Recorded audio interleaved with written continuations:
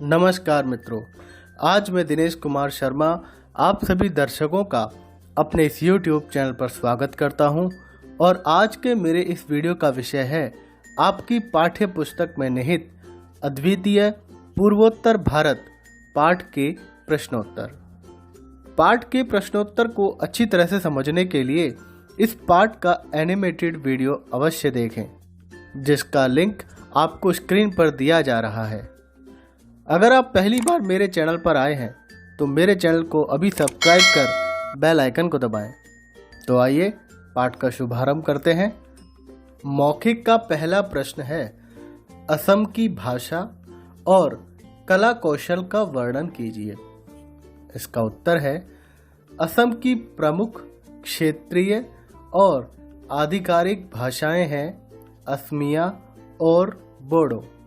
असम कला कौशल, संगीत, नृत्य आदि से समृद्ध राज्य है। रेशमी व सूती वस्त्र, धान, बांस और बेंत की वस्तुओं के निर्माण में असमवासी बहुत कुशल हैं। चित्रकला की तो यह बहुत पुरानी परंपरा है। अगला प्रश्न है, मणिपुर का यह नाम क्यों पड़ा? इसका उत्तर है, 18वीं शताब्दी के उत्तरार्ध में राजा भाग्यचंद तथा उनके वंशजों के चलाए सिक्कों पर मणिपुरेश्वर का नाम अंकित है। इसके ही आधार पर इसका नाम मणिपुर पड़ गया। अगला प्रश्न है, गुरु रिम्पोछे कौन थे? इसका उत्तर है, गुरु रिम्पोछे एक बौद्ध संत थे जिन्होंने सिक्किम के लोगों को बौद्ध धर्म की दीक्षा दी। अगला प्रश्न है, नागाओं की वेशभूषा की क्या विशेषता है? इसका उत्तर है, नागाओं के कपड़े बहुत सुंदर होते हैं और मोटी ऊन के बने होते हैं। ये अपने साथ कुछ हथियार भी रखते हैं जो इनकी वेशभूषा का ही एक हिस्सा सा लगते हैं। अगला प्रश्न है, त्रिपुरा की आदिवासी जातियों में प्रमुख कौन कौन सी हैं और उसकी क्या विशेषता है? इसका उत्तर है, त्रिपुरा की आदिवासी जनजातियों में त्रिपुरी, रियांग और जमातिया प्रमुख हैं। इनका रहन सहन और पहनावा बाकी से अलग है। जंगली जानवरों से रक्षा के लिए ये अपना घर खंभों के ऊपर बांसों से बनाते हैं। इनका मटका नृत्य जो घड़े पर होता है उल्लेखनीय है। लिखित का पहला प्रश्न है, असम के प्रसिद्ध त्योहार के बारे में लिखिए। इसका उत्तर है, बिहू असम का प्रसिद्ध त्योहार है। यह साल में 3 बार मनाया जाता है। माघ के महीने में माधी बिहू मनाया जाता है। इसे भोगाली बिहू भी कहते हैं। भोगाली यानी भोज करना। कार्तिक मास यानी अक्टूबर के मध्य में कंगाली बिहू मनाया जाता है। कंगाली यानी गरीबी। यह वह अवसर होता है जब नई फसल तैयार नहीं होती और पुराने अनाज के भंडार खाली होते हैं। तीसरा बिहू अप्रैल के मध्य बोहाम यानी बैसाख के महीने में मनाया जाता है। इसे बोहागी या रोंगाली रंगीन बिहू कहा जाता है। इन तीनों में सबसे महत्वपूर्ण बैसाख का रोंगाली बिहू है। यह बैसाख भर चलता है। इसमें बिहू नृत्य की प्रतियोगिताएं होती हैं। बिहू ऐसा उत्सव है जिसमें लगभग पूरा असमी समाज शामिल हो जाता है। अगला प्रश्न है, मिजो लोगों का सामाजिक जीवन सबके लिए उदाहरण कैसे है? इसका उत्तर है, मिजो जीवन शैली सामाजिक जीवन का एक आदर्श उदाहरण प्रस्तुत करती है। दया, करुणा, निस्वार्थ सेवा उदारता तथा सबके प्रति समभाव रखना इन लोगों का विशेष धर्म है। मिजो दूसरों के हित में आत्म बलिदान को श्रेष्ठ सामाजिक मूल्य मानते हैं। मिजो समाज परस्पर बड़ी सघनता के साथ जुड़ा है। यहाँ लैंगिक भेदभाव नहीं है। पूरे गांव के लोग एक बड़े परिवार की तरह रहते हैं। जन्म, मृत्यु, विवाह आदि में पूरा गांव शामिल होता है। अगला प्रश्न है, मणिपुरी नृत्य की क्या विशेषता है? इसका उत्तर है, मणिपुरी नृत्य भारत के प्रमुख शास्त्रीय नृत्यों में से एक है। यह वास्तव में कृष्ण की रासलीला की ही नाट्य प्रस्तुति है। इसके परिधान और नर्तक की साज सज्जा केरल के कथकली नृत्य की तरह ही अनोखी होती है। यह अत्यंत कोमल, भाव प्रधान तथा गौरवमय नृत्य शैली है। जयदेव, विद्यापति, चंडीदास, गोविंददास जैसे भक्त कवियों की रचनाएं ही ज़्यादातर इसके साथ गीत के रूप में गाई जाती हैं। अगला प्रश्न है, त्रिपुरा को मिश्रित संस्कृति वाला राज्य क्यों कहा गया है? इसका उत्तर है, त्रिपुरा को मिश्रित संस्कृति वाला राज्य कहा गया है क्योंकि यहाँ लगभग 30% आबादी आदिवासियों की है। गैर आदिवासी संस्कृतियों में बांग्ला संस्कृति प्रधान है। एक और आदिवासी खंभों के ऊपर बांसों से अपने घर बनाते हैं और घड़े पर किया जाने वाला विशेष मटका नृत्य करते हैं, तो दूसरी ओर बंगाली घर उल्लू ध्वनि से गूंजते रहते हैं। हर घर में कटहल, आम, केले, नारियल, सुपारी और चंपा के पेड़ दिखाई दे जाते हैं। अगला प्रश्न है, पूर्वोत्तर भारत को अद्वितीय क्यों कहा गया है? इसका उत्तर है, पूर्वोत्तर भारत प्राकृतिक सौंदर्य और सांस्कृतिक वैभव जैसे भंडारों से भरा पड़ा है।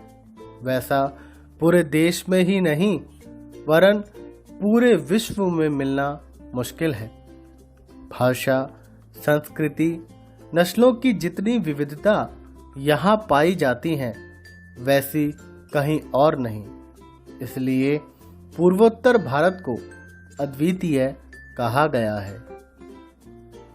अगला प्रश्न है, टिप्पणी लिखिए। पहला प्रश्न है, छिमतुई पुई नदी।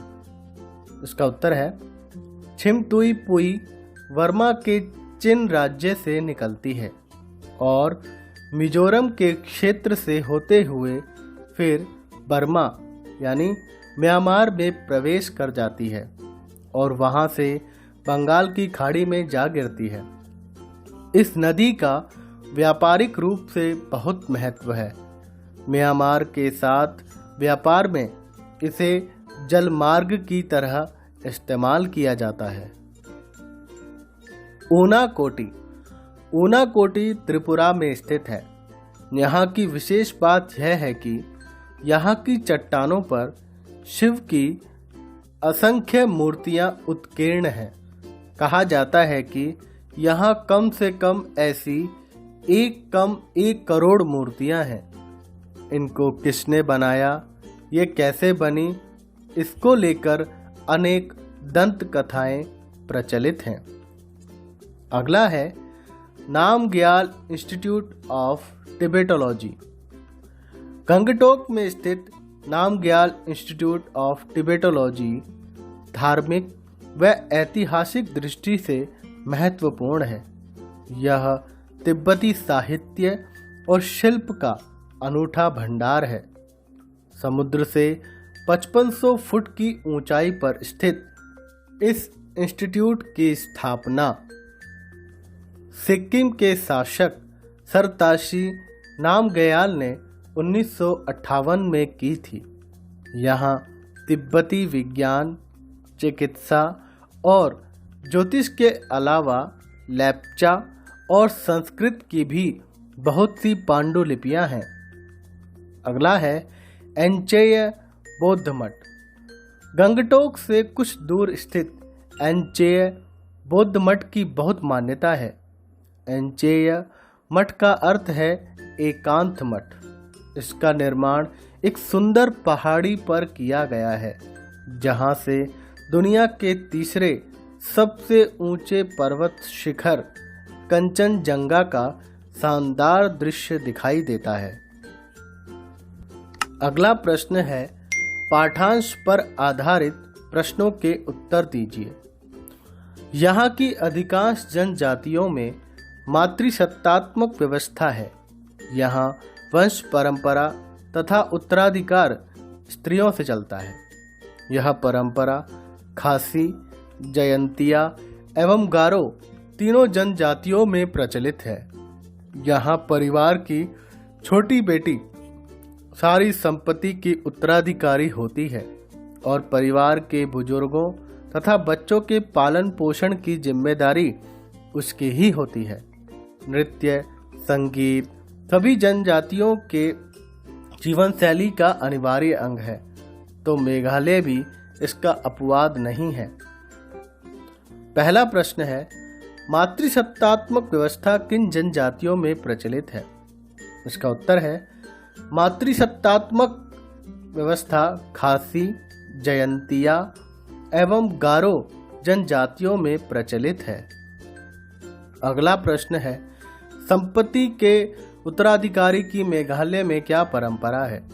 इसका उत्तर है, मेघालय में परिवार की सबसे छोटी बेटी सारी संपत्ति की उत्तराधिकारी होती है और परिवार के बुजुर्गों तथा बच्चों के पालन पोषण की जिम्मेदारी भी वह उठाती है। अगला प्रश्न है, नृत्य संगीत की मेघालयी लोगों के जीवन में क्या भूमिका है? इसका उत्तर है, नृत्य संगीत मेघालय के लोगों की जीवन शैली का अनिवार्य अंग है। अगला प्रश्न है, सही विकल्प चुनकर सही का चिन्ह लगाएं। पहला प्रश्न है, पूर्वोत्तर भारत का प्रवेश द्वार किसे कहा जाता है? आपके ऑप्शंस है मिजोरम को, मेघालय को, असम को या फिर सिक्किम को। इसका उत्तर है असम को। अगला प्रश्न है, बादलों का घर कौन सा राज्य है? मेघालय, असम, नागालैंड या अरुणाचल प्रदेश। इसका उत्तर है मेघालय। अगला प्रश्न है, अरुणाचल का अर्थ है? ऑप्शंस हैं अस्तगामी सूर्य का पर्वत, उगते सूर्य का पर्वत, धरती का आंचल या फिर चलते हुए सूर्य का देश। इसका उत्तर है उगते सूर्य का पर्वत। अगला प्रश्न है, गुम्पा किस राज्य का प्रसिद्ध नृत्य है? ऑप्शंस हैं असम, सिक्किम, नागालैंड या मिजोरम। इसका उत्तर है सिक्किम। अगला प्रश्न है, वेनसांग ने असम की किस लोक कला का जिक्र किया है? ऑप्शंस हैं चित्रकला, नृत्य कला, बांस की चीजें बनाने की कला या फिर वास्तुकला। इसका उत्तर है चित्रकला।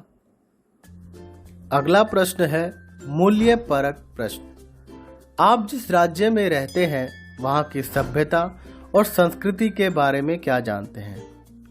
इस प्रश्न का उत्तर आप सब स्वयं खोजने की कोशिश करें, क्योंकि आप सभी दर्शकगण भिन्न भिन्न राज्यों से हैं। हमारा देश विभिन्नताओं से संपन्न देश है और प्रत्येक राज्य अपनी विविधता के लिए प्रसिद्ध है। इसलिए इस प्रश्न का उत्तर आप स्वयं तैयार करें। अगला प्रश्न है भाषा ज्ञान। पाठ में आए इन शब्दों में से मूल शब्द और इक प्रत्यय अलग कीजिए। भौगोलिक, भूगोल जमा इक। प्राकृतिक, प्रकृति जमा इक। आधिकारिक, अधिकार जमा इक। प्रचलित, प्रचलन जमा इत। सामाजिक, समाज जमा इक। सांस्कृतिक, संस्कृति जमा इक। मिश्रित, मिश्र जमा इत। पारंपरिक, परंपरा जमा इक। अगला प्रश्न है, दिए गए शब्द स्त्रीलिंग है या पुल्लिंग? लिखिए। प्रदेश पुल्लिंग, विविधता स्त्रीलिंग, समृद्धि स्त्रीलिंग, धर्म पुल्लिंग, जाति स्त्रीलिंग, नृत्य पुल्लिंग। अगला प्रश्न है, पाठ में आए इन सामासिक पदों का विग्रह कर समास का नाम लिखिए। उत्तर पूर्व, उत्तर और पूर्व द्वंद्व समास। नृत्य संगीत, नृत्य और संगीत द्वंद्व समास। जन्म मृत्यु, जन्म और मृत्यु द्वंद्व समास। मेघालय, जो मेघों का आलय हो, अर्थात एक प्रदेश का नाम। बहुव्रीहि, अरुणाचल, जहां अचल पर अरुण हो, एक प्रदेश का नाम। बहुव्रीहि। असम, असमान है जो भूमि, एक प्रदेश का नाम। बहुव्रीहि। अगला प्रश्न है, नीचे लिखे वाक्य ध्यान पूर्वक पढ़िए। पहला वाक्य, माँ राधा पढ़ाया। दूसरा वाक्य है, माँ ने राधा को पढ़ाया। क वाक्य में संज्ञा तथा क्रिया शब्द हैं। शब्द भी अर्थपूर्ण हैं, परंतु संज्ञा शब्दों का क्रिया से संबंध स्पष्ट नहीं होता, इसलिए इसे वाक्य नहीं कहा जा सकता। ख वाक्य में ने और को परसर्गों के प्रयोग से वाक्य अर्थपूर्ण बन गया है। संज्ञा या सर्वनाम के जिस रूप से उसका संबंध क्रिया से जाना जाए उसे कारक कहते हैं। कारक चिन्हों को परसर्ग भी कहते हैं। कारक और उसके चिन्ह इस प्रकार हैं। कर्ता ने, कर्म को, करण से के द्वारा, संप्रदान को के लिए, अपादान से पृथक, संबंध का के की, अधिकरण में पर, संबोधन हे अरे। अगला प्रश्न है, पाठ में आए ऐसे 5 वाक्य चुनकर लिखिए जिनमें एक से अधिक परसर्गों का प्रयोग किया गया हो। इसका उत्तर इस प्रकार है। इस राज्य की जनसंख्या का लगभग 60% घाटी में है। दूसरा, राज्य में साक्षरता का प्रतिशत 60% से ऊपर है। तीसरा वाक्य, भारत में विलय से पूर्व त्रिपुरा एक अलग रियासत थी। चौथा, उन्होंने इस क्षेत्र में रहने वालों को बौद्ध धर्म की दीक्षा दी। पांचवा, इसी को मणिपुर का नाम भी दिया गया है। अगला प्रश्न है, जब सर्वनाम संज्ञा से पहले आकर उसकी विशेषता बताए तब सार्वनामिक विशेषण होता है। जैसे, यह परंपरा तीनों जनजातियों में प्रचलित है। यह शब्द सर्वनाम है, परंतु परंपरा संज्ञा से पहले आकर उसकी विशेषता बताने के कारण यह सार्वनामिक विशेषण के रूप में प्रयुक्त हुआ है। इन वाक्यों में सार्वनामिक विशेषण और सर्वनाम पहचानिए और दिए गए स्थान में उनका भेद लिखिए। पहला है, यह पूरे बैसाख भर चलता है। यह सर्वनाम।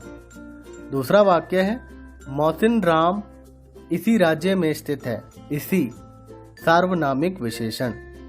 तीसरा वाक्य है, अपने इतिहास काल में मणिपुर के अनेक नाम थे।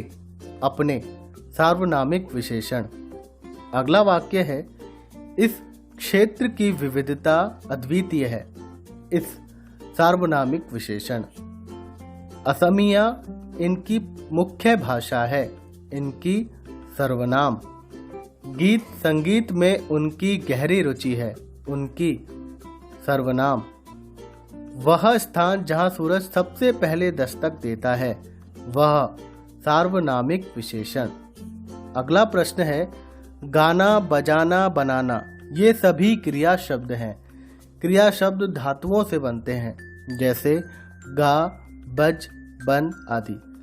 जो क्रिया शब्द संज्ञा, सर्वनाम, विशेषण आदि से बनते हैं वे नाम धातु क्रिया कहलाते हैं, जैसे शर्म संज्ञा से शर्माना, अपना सर्वनाम से अपनाना, दोहरा विशेषण से दोहराना आदि। शर्माना, अपनाना, लजाना, दोहराना शब्दों का वाक्यों में प्रयोग कीजिए। पहला वाक्य है, अपरिचित को देखकर शर्माना बालकों का स्वभाव होता है। दूसरा वाक्य है, हमें अच्छी आदतों को अपनाना चाहिए। तीसरा वाक्य, अभिनय में सुरेखा का लजाना देखते ही बनता था। और चौथा वाक्य है, गुरुजी ने शिष्यों से कहा, प्रतिदिन सबक दोहराना सफलता का मूल मंत्र है। अगर वीडियो पसंद आया हो तो वीडियो को लाइक कीजिए और अपने दोस्तों के साथ इस वीडियो की जानकारी को शेयर कीजिए। और आपको ये वीडियो कैसा लगा मुझे कमेंट बॉक्स में लिखकर अवश्य बताएं। और इसी तरह हिंदी भाषा से संबंधित क्विज, पाठों के एनिमेटेड वीडियो, कविताओं के सरलार्थ और पाठ के प्रश्नोत्तर की जानकारी प्राप्त करने के लिए मेरे चैनल को सब्सक्राइब करें। एक नए वीडियो में आपसे फिर मुलाकात होगी। धन्यवाद। आपका दिन शुभ रहे।